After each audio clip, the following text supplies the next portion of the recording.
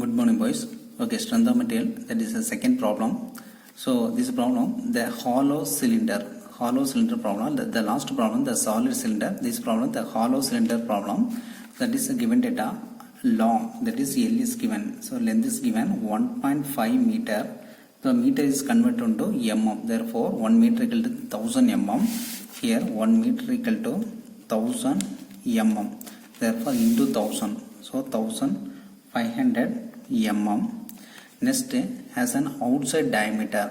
Hollow shaft means என்னன்னா இப்படி இருக்கும் அந்த பாருங்க. Hollow shaft means எப்படி இருக்கும்னா the outer diameter and inner diameter. இது என்ன சொல்லணும்னா ஒரு hollow shaft இருக்கும். இது inner diameter small d ன்னு சொல்லுவோம், outer diameter capital D ன்னு சொல்லுவோம். ஓகேவா? The hollow shaft. So listen. So this problem, the outer diameter equal to 45 mm. Therefore capital D equal to 45 mm. Next, and inside diameter 25 mm. Therefore small d equal to 25 mm. Next, if the cylinder is carrying the load of 20 kN. So இந்த cylinder இந்த hollow shaft எவ்வளவு load apply பண்றாங்கன்னா, that is load P equal to 20 kN. So listen, that is load is equal to by symbol P equal to 20 kN. That is just kN is converted in Newton. Therefore 20 into 10 power 3 Newton. Okay, so next kN is converted in Newton into 10 power 3. Okay, so find the stress in the cylinder. Next given data E is given. So E means Young's modulus. Young's modulus equal to 100 gigapascal. So gigapascal means 100 into 10 power 9. Giga means 10 power 9 Newton per meter square. மெமரில் வச்சுக்கோங்க. Zika means என்னன்னா 10 power 9, mega means 10 power 6, giga means 10 power 9 newton per metre square. So எல்லாமே நம்ம எம்எம்ல convert பண்ணோம், but இங்கே மீட்டரில் இருக்குது. Okay, so already நான் சொல்லியிருக்கேன் 1 மீட்டர் equal to 1000 mm. அதர்வைஸ் என்ன சொல்லலாம்னா 1 மீட்டர் equal to இது எப்படி சொல்லலாம் 10 பவர் 3 mm.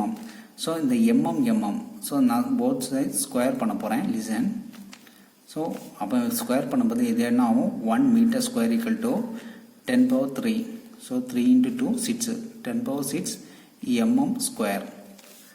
Okay, அப்போ 1 meter square equal to 10 power 6 mm square. So இது இங்கே அப்ளை பண்ண போகிறேன்.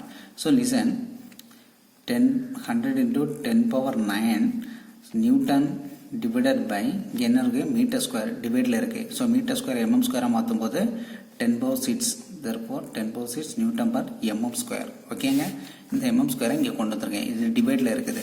அப்போ என்ன பண்ணலாம்னா இந்த 10 power 6 10 power 9 இங்கே 6 கேன்சல் ஆயிரும். அப்போ ரிமைனிங் எவ்வளோ இருக்குன்னு பார்த்தீங்கன்னா E equal to 100 into 10 power 3. Remaining 6 போயிட்டுனா remaining 3. therefore 10 power 3 newton per mm square. That is Young's modulus value. So next to find. So இங்கே என்ன ஃபைண்ட் அவுட் பண்ண சொல்லியிருக்காங்க from this problem, find the stress in the cylinder. Find the stress. இவ்வளோ load act ஆகும்போது இந்த hollow ஷாப்பில் எவ்வளோ stress, how much amount of stress is acting. Okay, அதை ஃபைண்ட் அவுட் பண்ண சொல்லியிருக்காங்க. that is stress equal to sigma. next also find the deformation of the cylinder. இந்த load act ஆகும் மூலமாக இந்த சிலிண்டரில் எவ்வளோ டைமென்ஷன் சேஞ்ச் ஆகுது. ஓகே, ஸோ எவ்வளோலேருந்து எவ்வளோத்து இன்க்ரீஸ் ஆகுதுன்னு ஃபைண்ட் அவுட் பண்ண சொல்லியிருக்காங்க. Okay, listen, therefore deformation means என்னன்னா change in length. ஓகேங்க, ஸோ இந்த ரெண்டும். Next solution, this is a hollow shaft. ஓகேங்க, hollow shaft problem. okay, listen. so first step to the stress, first stress find out பண்ணோம். the stress equal to sigma equal to load per area. so load per area, so area means என்னன்னா that is hollow shaft. hollow shaft means என்னன்னா area என்ன சொல்லுவாங்கன்னா pi by 4 into capital D square minus small d square. that is a hollow shaft formula. okay, hollow shaft means the outer diameter minus inner diameter, that is the area. so இந்த formula இங்க apply பண்ண போறோம். therefore எப்படி பார்க்கலாம்னா pi by 4 into the capital D. so directly given the capital D எவ்வளவு கொடுத்திருக்காங்க 45 square minus small d எவ்வளவு கொடுத்திருக்காங்க 25. okay, therefore 25 square. So what is the value of area?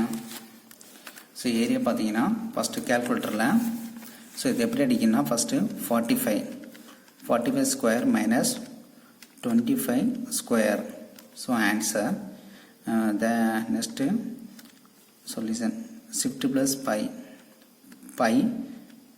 into that answer எல்லாமே bracketல போட்டுக்கோங்க. Okay, so எவ்வளோ வருது 1000 something வருது. Okay, that is a area.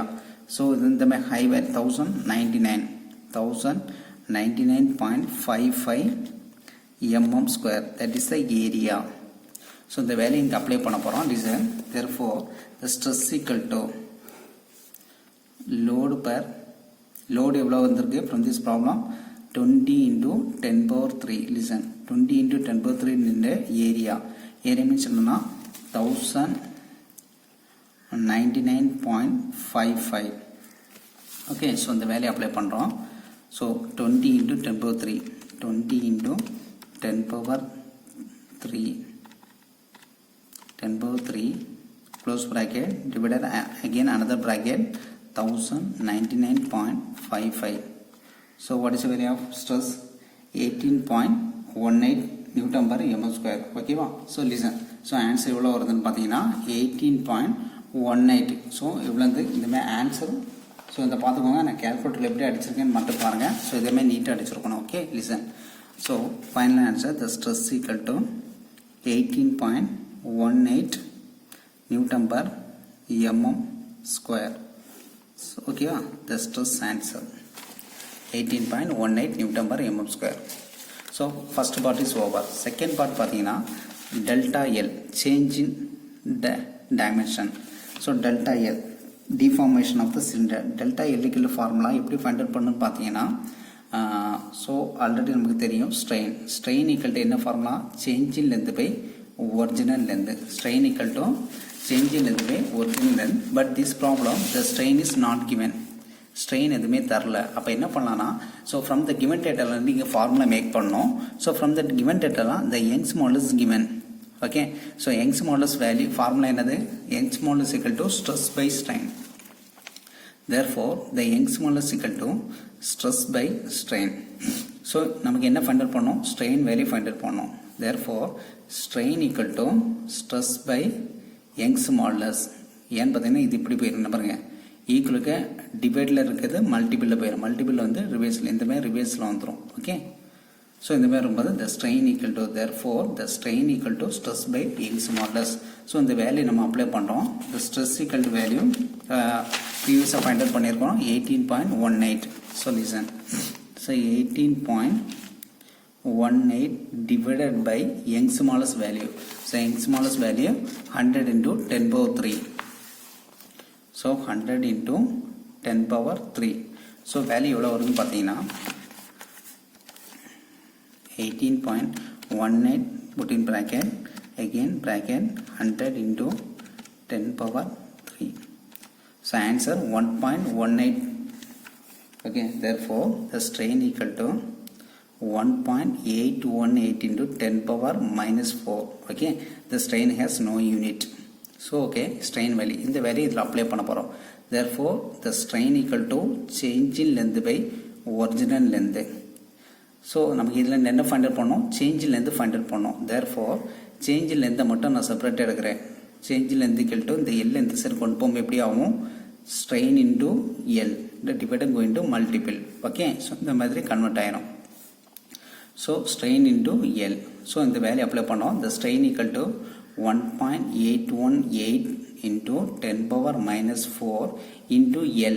So L value from this given data, the L equal to 1500 mm. Okay, there is 1500 mm. So L equal to 1500. So answer எவ்வளோ வரும்? இந்த பாருங்க 1.818 into so ப்ராக்கெட்டில் போட்டுக்கோங்க. So ப்ராக்கெட்டில் போட்டால் கொஞ்சம் ஈஸியாக இருக்கும். இல்லைன்னா நீங்கள் ஆன்சர் சேஞ்ச் ஆயிரும். ஓகே, எல்லாமே ஆன்சர் ப்ராக்கெட்டில் போட்டுக்கோங்க இன்ட்டு 1500. So answer 0.272. ஸோ பாயிண்ட்டுக்கு அப்புறம் 3 வேல்யூ எடுத்தால் போதும். So delta L equal to 0.2 272 mm. So change இல்லைந்து இவ்வளோத்துக்கு அதோட டேமேஜ் வந்து சேஞ்ச் ஆகுது. Okay, so that is a problem. So ஃபைனலாக என்ன பண்ணுறீங்கன்னா ரிசல்ட்டுன்னு போட்டு எழுதிக்கோங்க. The result equal to stress equal to 18.18 Newton per mm square and the change in length equal to 0.272 mm. Okay, this is the output. Okay boys, thank you.